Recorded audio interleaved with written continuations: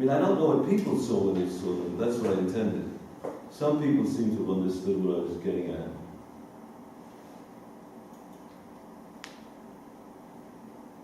But for me, I was getting it out.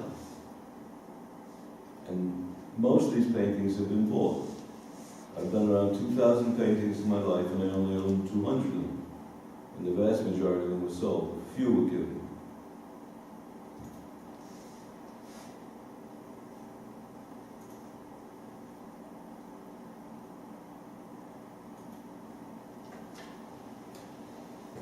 I did a lot of paintings about people at table.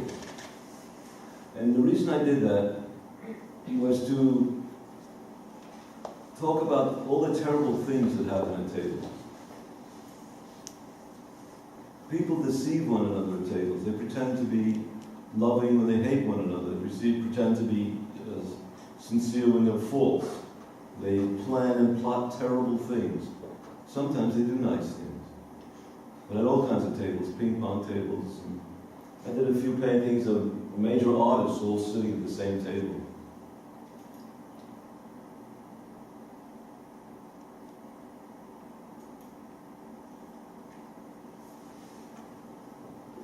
Oh my God! This is all still from the old book, huh? Yeah.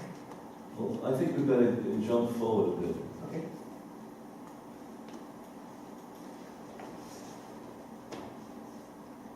Jump, where are we now?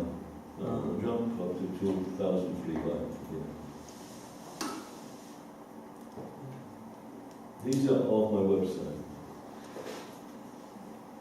Well, the other stuff's on my website too, but they were originally in an antique format.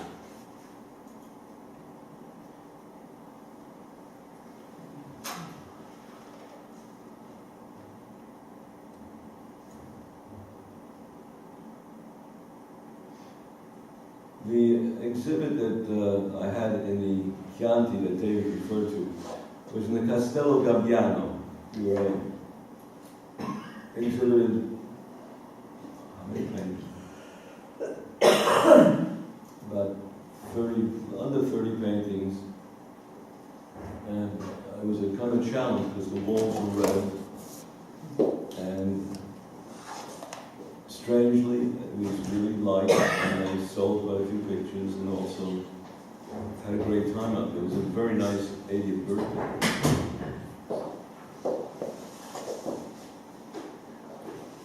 Okay, I'll show that one for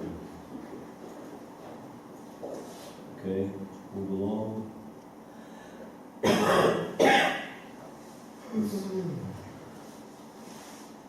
Now there's a bunch of paintings that I never sell, which are called Maidoffs. And I did an exhibit in Milano, where I had a few of them printed on red first, on a computer, and printed on very good paper, and printed at a smaller size than the originals. And it was great fun. It's nice to be able to say, I'm not going to sell these, but if you want the image, you can have it.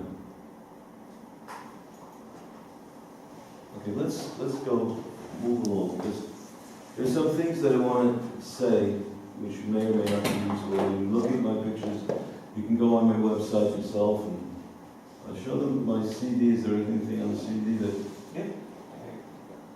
Yeah, these are some things. There's a painting I did for my 77th birthday, my present to myself.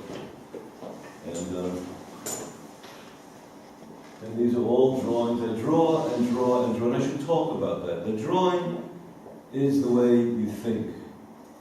Reproducing what's in reality is sometimes important to annotate it because it's got some clues for you. But just as in painting, it's only information that serves for further expression. Reality is reality. You can't reproduce it. You can show people how clever you are being made it almost real.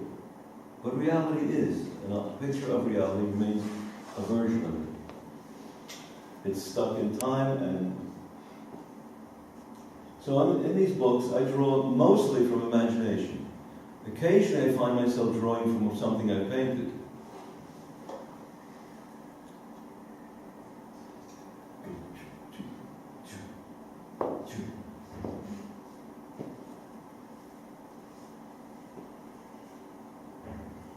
you see that these are responding to what goes down and at the moment, and believing that there's material in my mind that can turn that suggestion into an idea.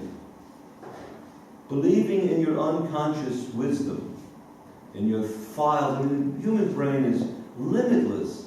We use a small part of it. And if using it too much just to gain skills, we're not going to move forward.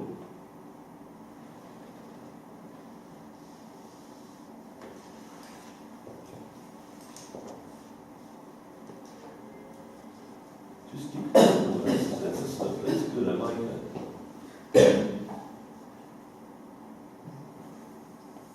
And you can see what I'm thinking about. Now here we're back to some paintings. There's a painting called Another Studio, because I paint the artist in the studio very frequently. Because one of the things I'm preoccupied with is this whole, why the hell am I doing this? And I know why, really. It's because of A, it's an obsession, I have to do it. B, it is very gratifying, mostly through the people and the connections that I've had through art. My favorite toast at dinner is always to art, which brings great people together. And I have galleries all over the world that I really am friends with. As David told you, John and I are having a show in Oporto, a beautiful city in Portugal. They're very good artist and gallery director. We saw his work when her group came over and exhibited at SACI.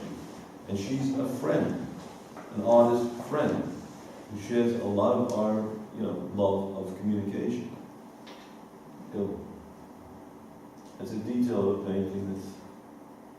I did for Mary for her birthday. That's an unusual one because it was a very angry picture. I saw this really sleazy pervert on the beach in Croatia who was looking at the women, sneaking around and looking up at their crotches. I went out of my way. He didn't do anything that I could punch him in the nose for, so at least I could paint this painting.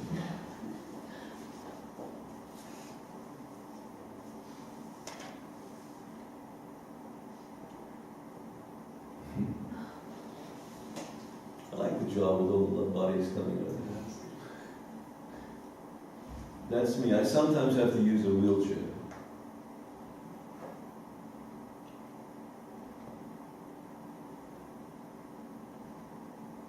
Now that's a better image of the painting that you saw, and that's really what it looks like. That's the neutral gray. That's not a black. That color was made from mixing technical fact, ultra blue and raw umber. Make that color, that gray. That's gray. We're not a black gray. Move along.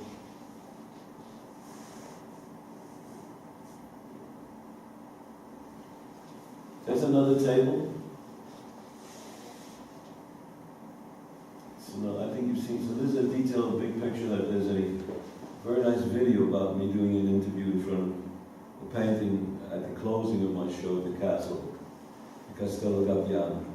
Oh my goodness. I didn't turn off my phone.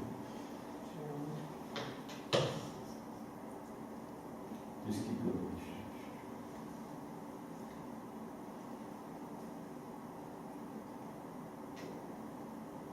Oh, is it in my bathroom? I made these tiles in the SACI ceramic studio, and I have about 20 of them in my 2 bathrooms.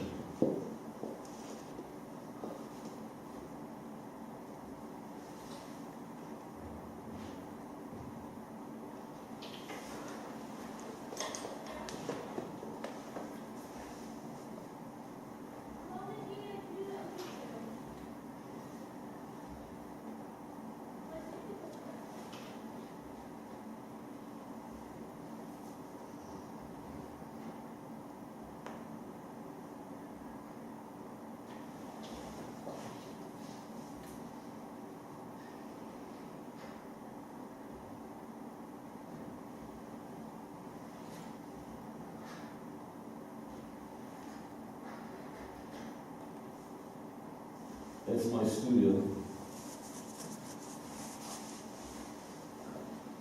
A lot more crowded now, John.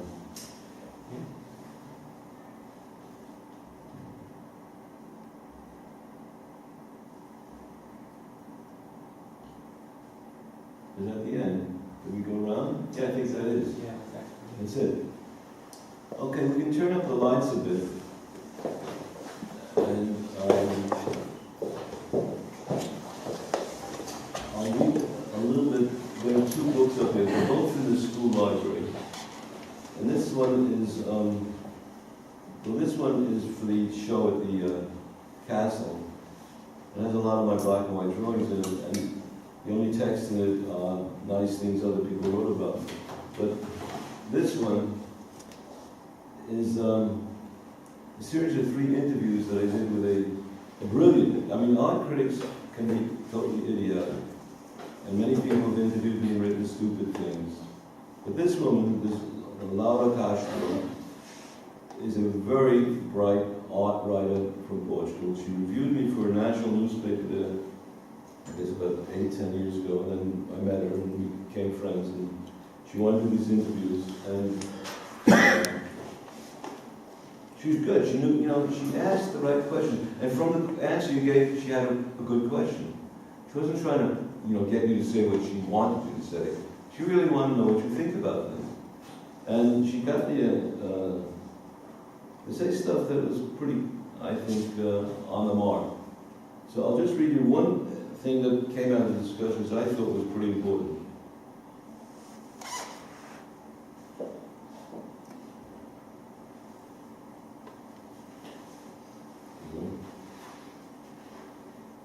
Yeah.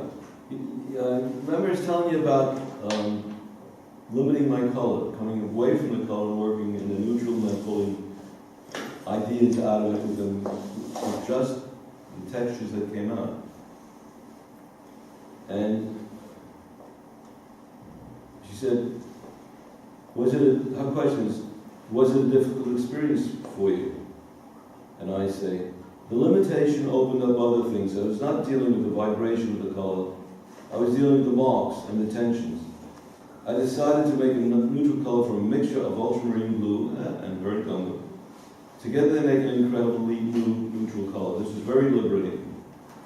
In those paintings I found out something important, because color represented very little of the surface, and that is a challenge. That little bit of color has to work. It is quite a game, so I thought I will play the game, take large surface and make the most of it with the least material, without the vibration and seduction of color. She said, artists will sometimes go against things they do very easily. Being a virtuoso is not always a good thing. If it was all only hard work, it would be dreadful. But yes, one must protect oneself from taking the easy way, from just using your talent. The hard work, the re-examining of what I first did, is when the best things happen in my case. Destroying the precious part of the work is also useful. As I have said, the artist has to be a truly ruthless critic of his own work. In those days they didn't put his in her, but I guess that's what I said. You use the word game a lot. Is it very important to you? Yes, it is. I mean, you have to find a language to deal with this activity. You can call it struggle, but a lot of the struggle is a game. Much of the time it is frustrating. A lot of the time it is very ruthless activity, always looking for ways to make the work better. She says, what does the word game imply that turns into the better one than the other to define that activity? For me it means that you are in action, you are moving. You move into a period, and the picture is this particular match whose goal is in all areas of speculation. The goal for me is to make something happen, something that no one else could have made. It may be related to very similar discoveries that other people made, but only I made that specific one. I think that is very important for the artist to ask, is this really mine? Is it authentically mine? Authenticity is a very difficult thing to describe. But after a certain point, after years of making paintings, you know your own mark, your own discovery, your own particular way of doing something. Only you could have made exactly that. She asked, is that the point where people can recognize the mark? More important than whether others recognize it or not is your own feeling. A few years ago, I had another insight about the question of authenticity. We were in the Stedelijk Museum in Amsterdam. I was walking along with Mary, looking at all those great paintings of Mondrian, Pollock, de Kooning. They were really strong works. I was comparing them with the experience I had recently had in the Beaubourg, where there were some works from about 20 or so years ago. I asked myself why those in Amsterdam felt so much stronger for me, and then I realized why. This goes back to the concept of authenticity I was talking about. Those paintings by Mondrian, de Kooning, and Pollock have within them the sensation of discovery. Those artists were looking for their own mark. They were not synthesizing other people's marks, making variations of them. Their marks were authentically their own. There are still a number of paintings made by artists that return to expressionism, to abstract expressionism, that are good painting, and very much like de Kooning or Pollock, but are somehow less authentic. Somehow, the marks made when you are looking for your own answer, looking for your own discovery, not putting together a hybrid of other people's discoveries, becomes recognizable. When you're looking at a Pollock and others, you have this strange feeling of sharing their moment of discovery. And the way they made that discovery was by using the criteria of authenticity. They were convinced that they were finding something, that they had unveiled, and that conviction lives within the painting. Now, that's a whole area of, a lot of you may not be at that point because you're busy trying to get the equipment. But even when you're beginning, you have to think about that. Even while you're starting to learn properly and understanding color, you have to realize the reason you're doing it is not to do variations of other people's things. The artist is an author. And no author would write somebody else's book. And on that note, I open this to questions.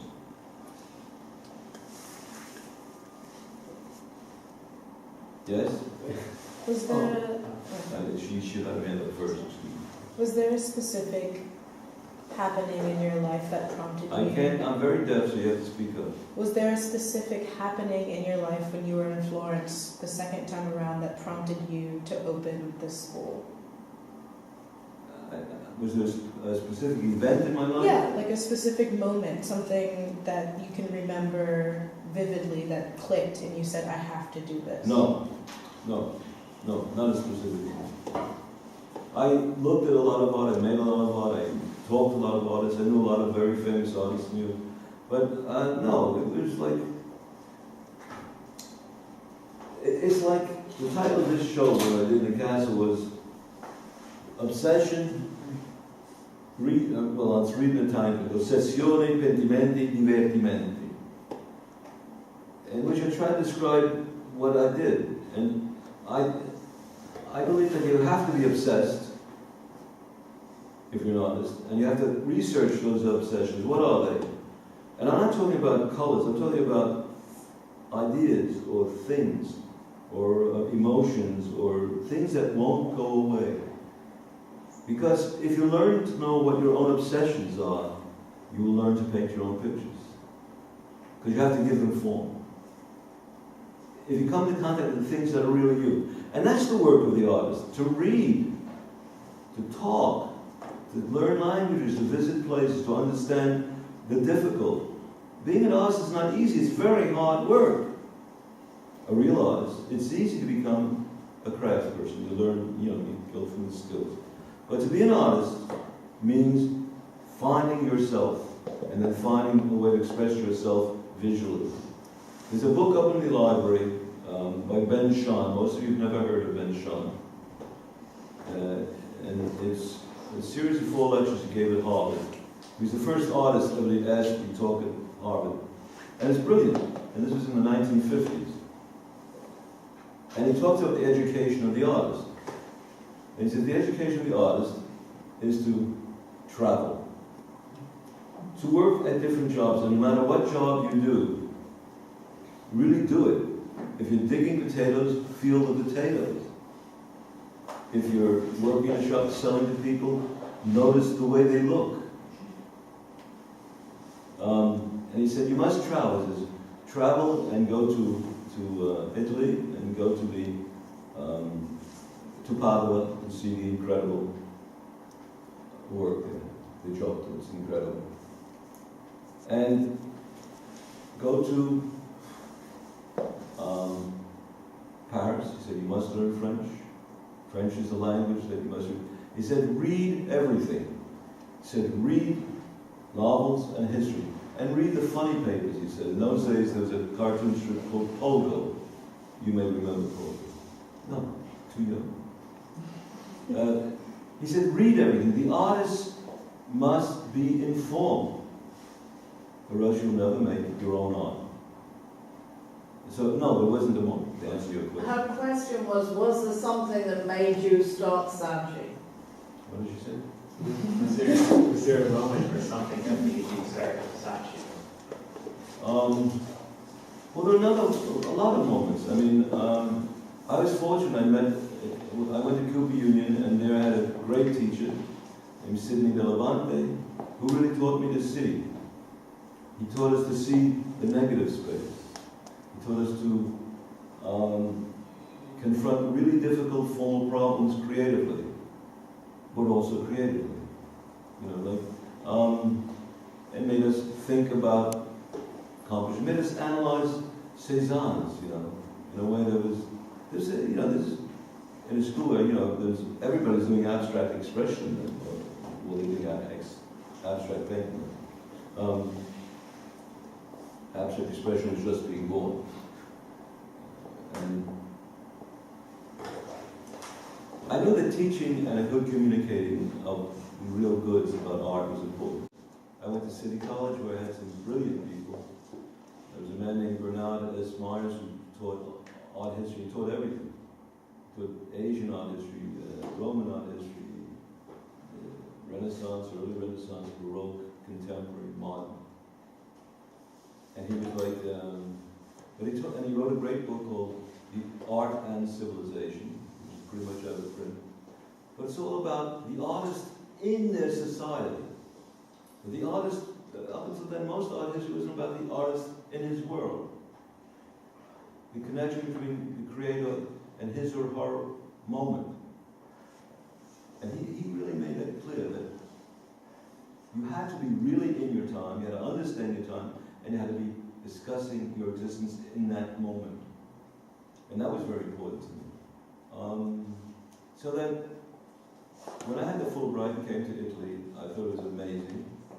I looked at so much and walked so much, just like you are doing. It was a very different place. Nothing was open after 10 o'clock at night. There were no bottle shops, there were no big night scene. People would sit in the piazzas, in the Piazza Repubblica and other piazzas, and drink and talk and argue. Politics was very real. There were real communists, and real fascists, and real royalists, and they would argue. It was real. There were very few art galleries. The museums were freezing. I could get into them all free. I remember standing in Santo Spirito one day, and I walked in. It was a rainy day. I was wet, and it was cold. And I looked at this tomb. I said, Michelangelo, Buonarroti, scultore. I've been drawing from the casts of stuff in New York, and he was really alive. He really died, and his body's in there. And I broke down in tears, all alone in the place. Yes, art is powerful, and it should be continue to be communicated through good schools. And when I came over here and gave up my whole very successful career in America as a designer, I'd exhibited in the States, I exhibited in St. Louis, I exhibited in New York, I exhibited in Atlanta, I exhibited in a number of places. But I wasn't really a full-time painter. I had 3 kids, I was busy, and I was a person who didn't know my life back then. But I had to try it. I said, I gotta try. And one of the ways that I thought of to maybe get some income would be to put together a small school myself. And I didn't do it alone, there were 2 or 3 other people. There's the head of the church and the guy from the American church, and his wife was a painter, Edward Lee. There's another American GI who was a painter from Chicago,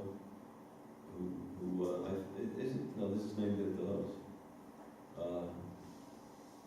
And he was a wonderful, wonderful person, Jim Hogue, H-O-G-G. Indeed, we have some stuff from Jim Hogue. His notes, his letters about the flood back home in 1966. And I said, look, let's try. So we did. We had 12 students the first year. They all lived and slept and painted in a little place, totally illegally. We didn't know it was illegal, on Via dei Ginori.